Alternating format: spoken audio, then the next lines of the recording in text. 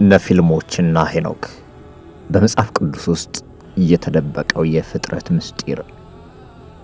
እንኳን ደህና መጣችሁ። በዘመናት ውስጥ ከእኛ የተደበቀ ነገር ግን መጽሐፍ ቅዱስ የሚጠቁመው ታሪክ አለ።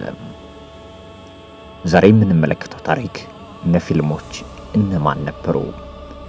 ሄኖክስ ከዚህ ታሪክ ጋር እንዴት ይገናኛል?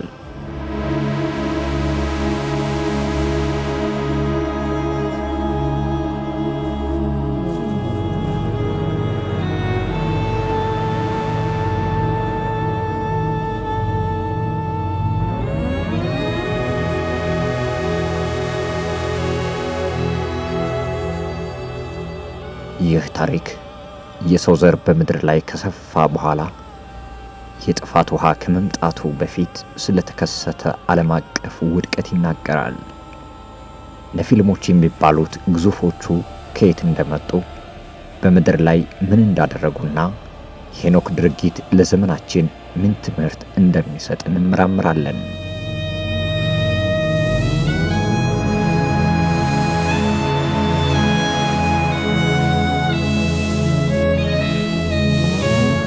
የነፊልሞች ታሪክ የሚጀምረው በዘፍጥረት ምዕራፍ 6 ላይ ነው።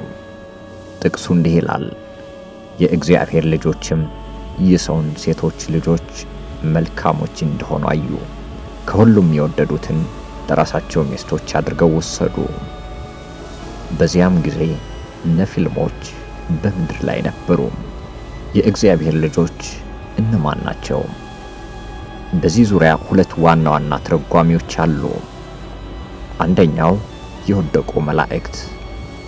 ይህ ትርጓሜ በብዙ የጥንት የአይሁድና የክርስቲያን ትውፊቶች እንደ ሄኖክ መጽሐፍ የተደገፈ ነው። መላእክት ሥጋ ለብሰው መጥተው ከሰው ሴቶች ጋር ወሲባዊ ግንኙነት ፈጽመዋል። ሁለተኛው የሴት ዘርና የቃየል ዘር። ይህ ደግሞ በቤተ ክርስቲያን ዘንድ የተለመደው ትርጓሜ ሲሆን ጻድቅ የነበረው የሴት ዘር ከክፉ የቃየል ዘር ጋር ተቀላቀለ ማለት ነው።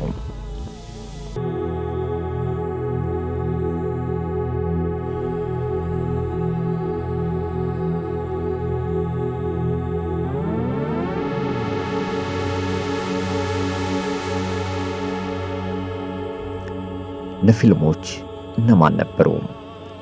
ነፊልም ማለት የወደቁት ወይም ሌሎችን የወደቁት ማለት ሲሆን ግዙፎቹ ወይም ታላላቅ ጀግኖች እንደነበሩ ይገለጻል። እነዚህ ፍጥረታት የሰው ልጆችን ስነ ምግባር በማበላሸት ምድርን በአመጽና በክፋት ሞልተዋታል። ይህም እግዚአብሔር የጥፋት ውሃን እንዲያመጣ ምክንያት ሆኗል።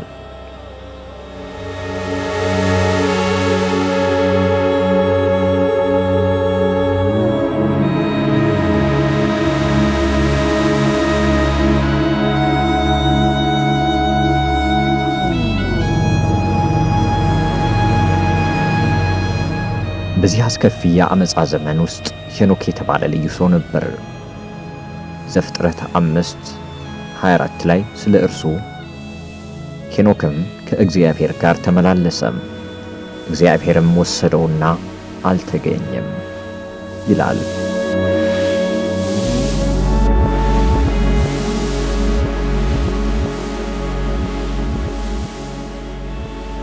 ሄኖክ በነፊልም የበዛበት የክፋት ዘመን ሳይበከል ከእግዚአብሔር ጋር መሄዱ ልዩ ያደርገዋል። ከመጽሐፍ ቅዱስ ውጪ ባሉ ጽሑፎች በተለይም በሄኖክ መጽሐፍ ላይ ሄኖክ በዚያ ዘመን የእግዚአብሔር ፍርድ ለነፊልሞች በማወጅ ትልቅ ሚና እንደተጫወተ ይነገራል። እርሱ በእግዚአብሔርና በወደቀው ፍጥረት መካከል መልእክተኛ ሆኖ ነበር።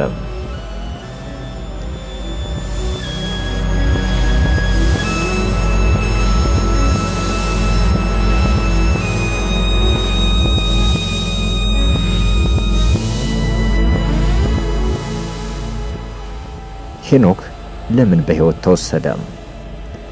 ምናልባት የክፋት ዘመን መላእክታዊ አመጽ ውጤት መሆኑን በማየቱ እምነት ለእግዚአብሔር ታማኝ መሆንን በማሳየቱ ይሆናል። ምናልባት የክፋት ዘመን መላእክታዊ አመጽ ውጤት መሆኑን በማየቱ እምነት ለእግዚአብሔር ታማኝ መሆኑን በማሳየቱ ይሆናል። እርሱ የክርስቶስን መምጣትና ወደ ዘላለማዊ ሕይወት መወሰድን የሚመስል ልዩ ምሳሌ ነው። በዕብራውያን ምዕራፍ 11 ቁጥር 5 ሄኖክም ሞትን እንዳያይ በእምነት ተሰወረ ይላል።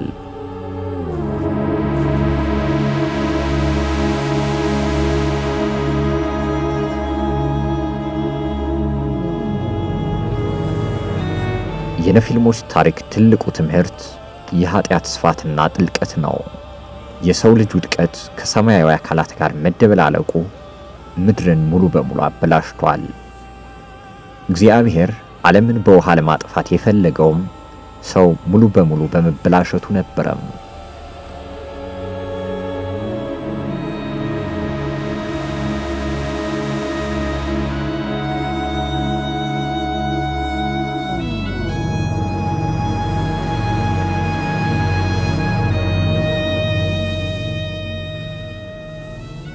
ከጥፋት ውሃ በኋላስ ነፊልሞች ነበሩ? አዎ። መጽሐፍ ቅዱስ ከጥፋት በኋላ ስለ ግዙፎቹ ይናገራል። በዘኍልቍ ምዕራፍ 13 ቁጥር 33 ላይ ለምሳሌ ጎልያድና ወንድሞቹ የራፋ ዘር ተብለው የተጠቀሱ ግዙፎቹ ነበሩ። እነዚህ የጥፋት ውሃ ሙሉ በሙሉ ያላጠፋቸው የዚያ ጥንታዊ የውድቀት ዘር ቀሪዎች እንደሆኑ ይታመናል።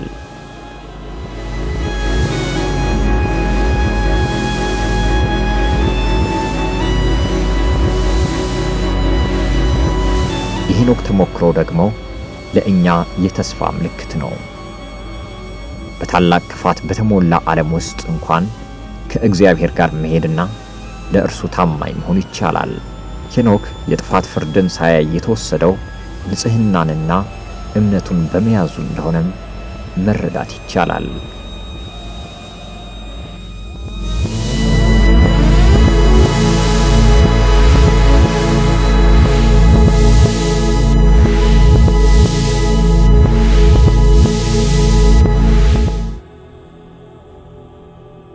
ኢየሱስ ክርስቶስ ስለ መጨረሻው ዘመን ሲናገር የሰው ልጅ መምጣት በኖህ ዘመን እንደነበረ እንዲሁ ይሆናል በማለት በማቴዎስ ምዕራፍ 24 37 ላይ ተናግሯል። ይህም ማለት ዛሬ በዓለማችን የምናየው የአመጽ፣ የክፋት፣ የሥነ ምግባር ውድቀትና የኖህ ዘመን መመለሻ ምልክት ሊሆን እንደሚችል ይጠቁማል።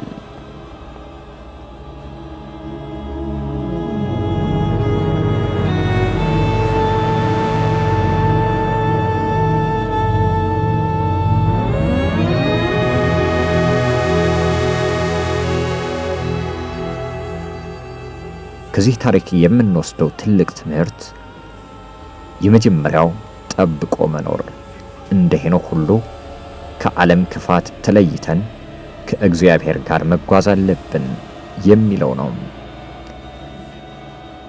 ሁለተኛው ንቃት፣ ዛሬም በዓለም ላይ የሚታዩ የሥነ ምግባር መበላሸቶች የኖህን ዘመን የሚመስሉ ናቸውና ንቁ መሆን ይገባል የሚለው ሌላው ቁም ነገር ነው። ሶስተኛው የእግዚአብሔርን ፍርድ ማስታወስ፣ እግዚአብሔር ኃጢአትን አይተውምና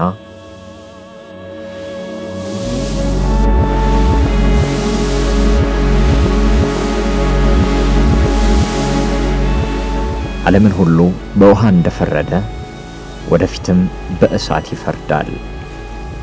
ለዚህም ማሳያ ይሆን ዘንድ በሁለተኛ ጴጥሮስ ምዕራፍ 3 ከቁጥር 5 እስከ 7 የተጻፈው ትልቅ ቁም ነገር አለ።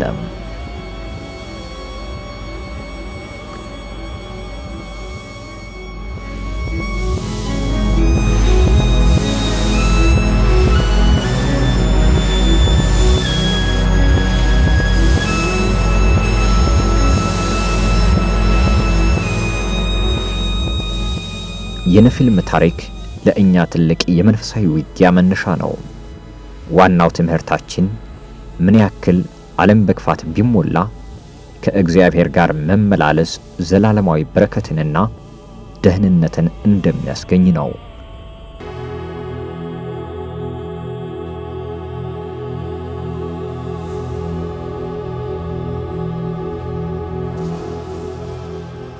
ይህን ትልቅ ትንታኔ ስለተከታተላችሁ እናመሰግናለን። የኔፊልሞች ታሪክና የሄኖክ ሕይወት ያስተማራችሁ ነገር ካለ በሐሳብ መስጫ ሳጥኑ ላይ አጋሩን።